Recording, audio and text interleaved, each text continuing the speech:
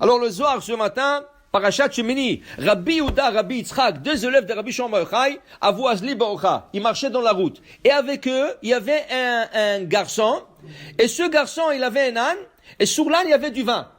Alors comme ils marchaient dans la route, un rabbin, Rabbi Yehuda et Rabbi Yitzchak, un rabbin a dit à l'autre, faisons une Dvar Torah. Parlons de la Torah. Tu ne peux pas marcher comme ça dans la route sans dire Dvar Torah. Alors faisons une Dvar Torah. Alors il dit bien, il dit, regarde qu'est-ce qu'il y a sur l'âne, il y a du vin. Il dit à l'autre, regarde qu'est-ce qu'il y a sur l'âne, il y a du vin. Et le roi Salomon, qu'est-ce qu'il dit? Vechiker keinatov. Le bon vin, il y a du vin qui est bon, il y a un vin qui n'est pas bon. Qu'est-ce que c'est du bon vin? Est-ce que parce qu'il est le vieux, il a un bon goût et qu'il tourne pas? Qu'est-ce que c'est du bon vin? Non. Rabbi Patach, Rabbi Yitzchak, il explique, Vechiker keinatov. Le vin, c'est la Torah. Le roi Salomon, comme vous savez, tout le Shir Hashirim, c'est des métaphores. Tout le Shir, au point que, quand les Chachamim, ils ont pris le livre des Shir Hashirim, ils voulaient le mettre à la Geniza. Ils voulaient pas inclure le livre de Shir Hashirim dans les écrits sacrés.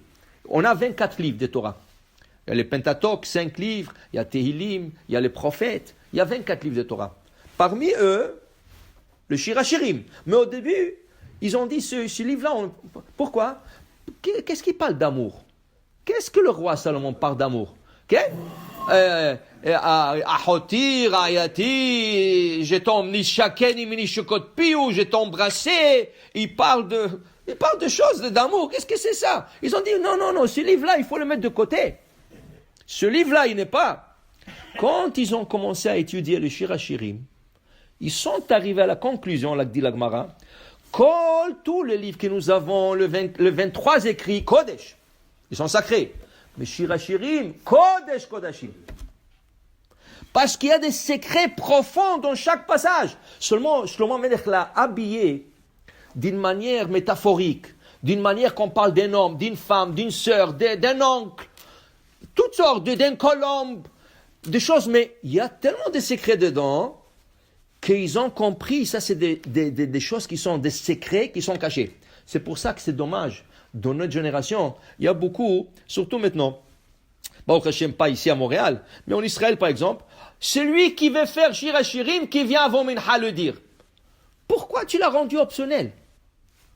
Alors il y a beaucoup qui ne viennent pas. Il y a quelques-uns qui viennent, 2, 3 qui viennent avant Mincha, ils disent Shir Hashirim, et après ils commencent Mincha et Arvit. Pourquoi? Shir Hashirim, sa place c'est après Mincha, quand Shabbat est rentré. Oui, selon la Kabbale, il y en a qui disent que selon la Kabbale, il faut le faire avant Mincha. Ok, ça va. Mais au moins que tout le monde vient. Alors on ne dit pas Mincha à 7 heures.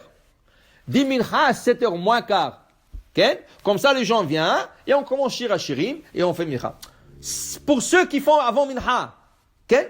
Mais c'est dommage que les gens ne participent pas à Shir Hashirim. Et les gens parlent. Quand il y a Shir Hashirim, les gens parlent. Si tu aurais compris, qu'est-ce que la Gemara dit? Shir Hashirim Kodesh Kodashim.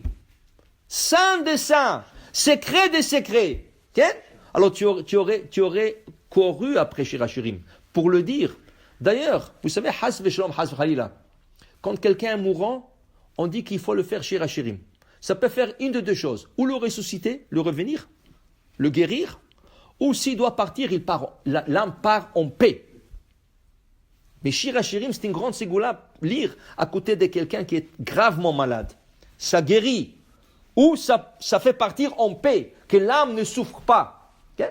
Il y a tellement de choses sur Hashirim. Alors voilà les deux rabbins, Rabbi Yehuda, Rabbi Yitzchak, ils marchent, ils disent, on va dire un Dvar Torah. Rabbi Yitzchak Patah, il dit, écoute, je vais t'expliquer. Regarde qu'est-ce qu'il y a sur l'âne. Il y a du vin.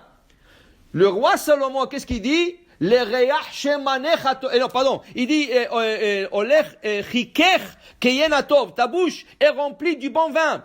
Quel bon vin? Le roi Salomon dit, Rabbi Yitzhak fait référence à la Torah qui est comparée au vin. Yain Tov. C'est le seul vin qu'on peut décrire comme bon. Un vin, il n'est pas bon. Un vin tourne la tête. Okay?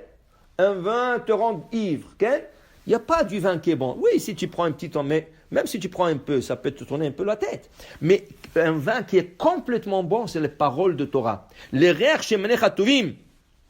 Et il dit ici, ou bisrouda, on mérite de ce vin de Torah. Man de marvi meyena de Torah, celui qui se saoule de vin de la Torah, il y a des gens qui se saoulent de vin normal, mais celui qui se saoule de la Torah, il dit ici, Zoché, il aura le mérite qu'Akadosh Baruch Hu lui fait parler dans l'autre monde. Qui veut dire, la Gemara dit, quand quelqu'un donne des enseignements dans ce monde, okay, ton père, il te dit, mon fils, fais ça, ne fais pas ça, mon fils.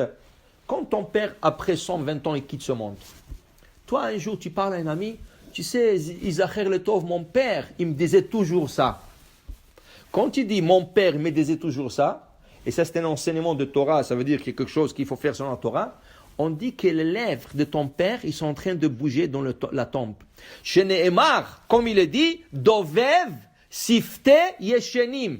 Il fait parler les lèvres de ceux qui dorment. Qui c'est qui dort? Le mort.